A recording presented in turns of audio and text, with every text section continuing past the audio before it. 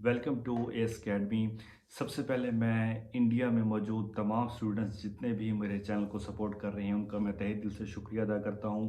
और स्पेशली ये वीडियो मैं आज आपके लिए लाया हूं कि आपके जितने भी टॉपिक हैं, आपके सिलेबस है, आपके सेमेस्टर के जितने भी टॉपिक आते हैं आप स्क्रीन पे देख सकते हैं।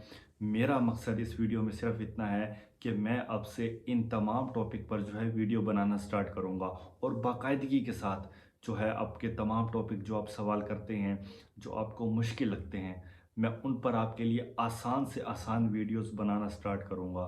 तो अब इस वीडियो का अगर कुछ टॉपिक ऐसे भी हैं जो मैं पहले ही अपने चैनल पर अपलोड कर चुका हूँ, आप प्लेलिस्ट में जाकर वहाँ से इसको सर्च कर सकते हैं।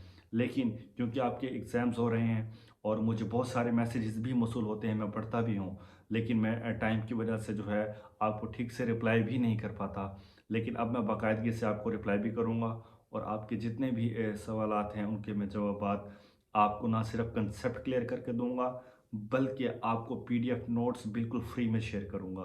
तो उम्मीद है ये वीडियो मेरी अच्छी लगी होगी। चैनल को सब्सक्राइब कर दें, वीडियो को लाइक लाजमी किया करें। अपना ख्याल रखना। अल्लाह हाफिज़।